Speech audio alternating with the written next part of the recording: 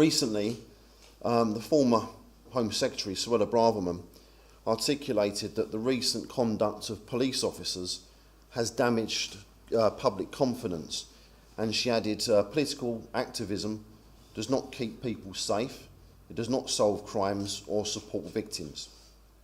Now, she was of course referring to the behaviour of the Metropolitan Police following regular mass gatherings of people supporting Palestine, or indeed Hamas, which has also prompted her to conclude that the pro-Hamas gatherings are, in her words, hate marches. Of course, the Labour leader, amongst others, demanded that she immediately resign due to these comments, and as we now know, she eventually did. So I have a question today. Are our police forces biased? Do they sympathise with political dogmas and creeds that are alien to the majority of normal, patriotic Britons such as ourselves? In my judgment, I think they are, and I intend to provide a few examples of these biases in this address. But firstly, I'd like to start by addressing the mainstream media and their appalling coverage of the Palestinian demonstrations. So I've done a little bit of research, and I conducted a Google search using the phrase Hamas marches. Now, many of you may agree with me that our media is rotten to the core, stymied in its own ideological bigotry. So when I conducted my Google search for Hamas marches, here's a list of the first headlines returned by the search engine. I quote, "Hundreds of thousands march in London for Gaza ceasefire," which is from the NPR.org news network. "Hundreds of thousands rally for Gaza in London," according to The Guardian. "Hundreds of thousands to join pro-Palestinian march," says Sky News. And finally, of course, the good old BBC with tens of thousands join pro-Palestinian marches. Now, the point is this: I never conducted a search using a phrase such as Palestinian marches or pro-Palestine march or March for Palestine. My search term was Hamas marches, Hamas being an Islamic terror organisation that is, of course, banned in the UK. Now, these media headlines sadly reflect the attitude of UK police authorities, who harbour, in my opinion, a bias that is embedded deep within policing institutions. I've previously spoken about institutional capture at a prior British Democrats meeting, and in my humble judgment, UK police forces are sadly not exempt from this trend. And in no other area is this more palpable than in the recent protests, which can be characterised as extensive Islamic strength and fundamentalist support, with tens of thousands gathering for mass prayers and protests and general disruption, some literally outside of Downing Street on their knees praying near our sacred monuments in Whitehall. The police are no longer our police.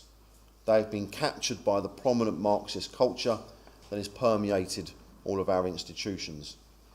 If they were our police, any cry of jihad on our streets would be confronted.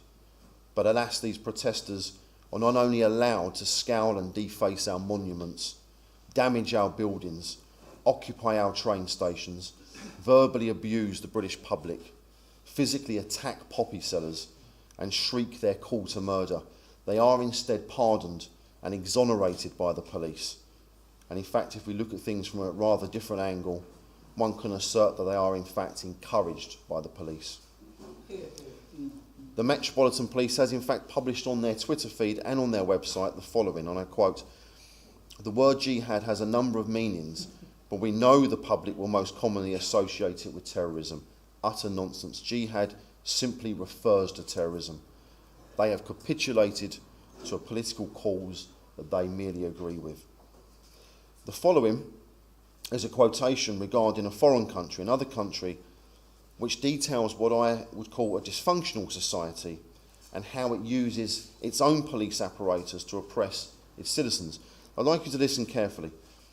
And I quote, "A disrespectful deed will result in punishment often more severe than a traditional criminal misdemeanour, such as theft, violence or sexual offence. It is this concept that I find hard to digest. It represents the utter reversal of traditional Western society, where property, liberty and safety are paramount. The Western state has an unwritten contract with its populace that it will attempt to preserve these expectations while simultaneously allowing criticism of its functions and the individuals of the government apparatus. This country is the reverse. It seeks to protect the spiritual well-being of its dynasty and promote its current and previous leaders as omniscient deities beyond reproach. The importance of freedom and security is relegated to second place. Now, the author of this passage is actually me, and I wrote it for a blog that I used to publish, just sadly no longer online, after visiting the world's most secretive country of North Korea a few years ago, where I learned that, ironically, had I committed an assault or a theft, I would probably be treated more leniently than a disrespectful comment or mere discourtesy directed to the leader or the previous leaders. This personality cult was identical in Stalin's Soviet Union, in Mao's China, in Pol Pot's Cambodia, or closer to home in Ceausescu's Romania. These leaders were gods of the people, so how dare anybody extend an insult or criticism to them? I would not suggest that our police are like that yet, but the trajectory they are taking will transport them to this destination. In my opinion, we're already living in a soft communist society. Vigilant to offensive tweets and Facebook posts, the police have shown time and time again that they have plentiful resources to deal with non-crime hate incidents and so-called offensive material on the internet. Do they attend your home when you report a burglary? Do they try to recover your car when it's stolen? Do they help the local shop owner who makes frequent complaints about shoplifting? Do they seek to arrest a local drug dealer who sells substances to your children? Quite often, no, they do not. But in a way, why would they? Because what actually is their job? If we once again reflect on my earlier thoughts regarding North Korea and the way it polices their country, what is it they seek to achieve? Well, fear of authority helps the Kim dynasty. It solidifies and conserves power. It operates and utilises power structures through the police.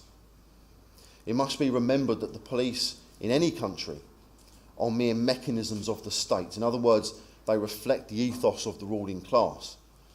In a murderous and brutal regime like North Korea, the police suppress opposition with persecution, subjugation and violence.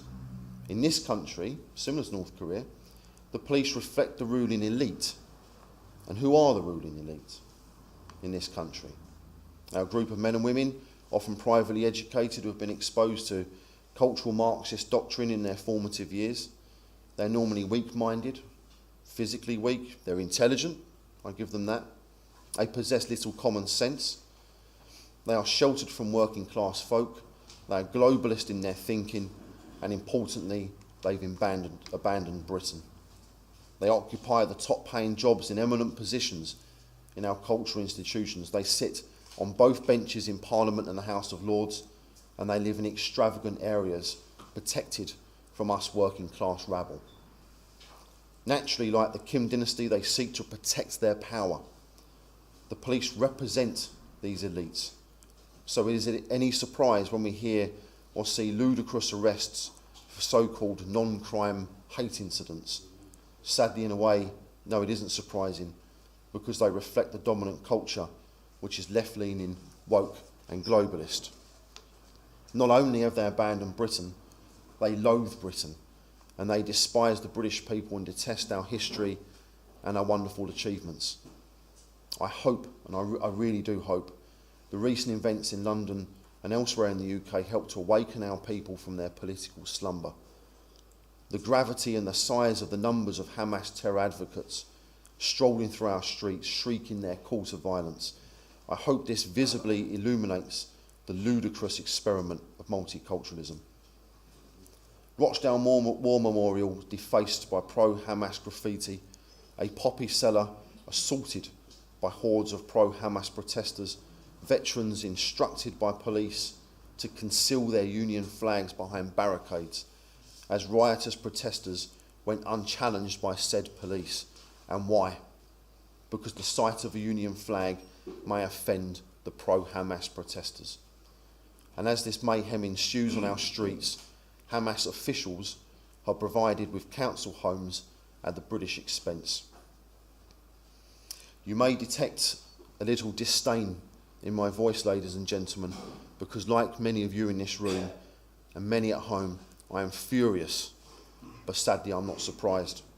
It feels like the perpetual decline of our beloved country, and in a way, indeed, our European civilization. But I'm also positive. I'm also positive because I'm stood here in a packed room with comrades, some of whom I know, many I'm yet to be acquainted with. But we have something in common, new and old friends alike. We are prepared for the struggle ahead. I've said before, and I'll say it again, nothing is worth having without a struggle. We don't enjoy it, but we embrace it, and we share it among us. And as we grow as a movement, the burden of struggle will become easier because the greater numbers within our ranks will share and absorb and embrace the struggle for our country. It's a struggle we have to win. I think we're all agreed on that.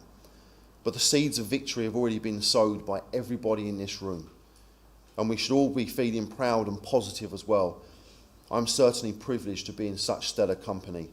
New and old patriots, experienced and fresh, embracing struggle and fighting our political opponents, united in our objective to salvage our country. And it's imperative we do so, because our police and our political masters are rapidly dragging us from soft communism into a harder communist ethos. I consider whether the gulag awaits those who challenge the woke mob, and who enforces and executes the woke, culturally Marxist ideology. It is, of course, our wonderful police forces. Alexander Solzhenitsyn once said, "For us in Russia, communism is a dead dog, while for many people in the West, it is still a living lion." I believe we have the people, the courage, the determination and the stomach to fight the cultural Marxist dogma that is sadly gripping our country. We can preserve our heritage, our culture, our freedoms, our people. And ladies and gentlemen, let's remain positive and cheerful always. Look around you. It's in this room, it's us in this room today who are embracing the struggle. We have faith in ourselves, faith in our traditions, and faith in our own future, built by our own hands, and importantly, faith in the knowledge that we're going to succeed, that we're going to secure a future for our children and our people. Faith in the fact, ladies and gentlemen, that we're going to win. Thank you.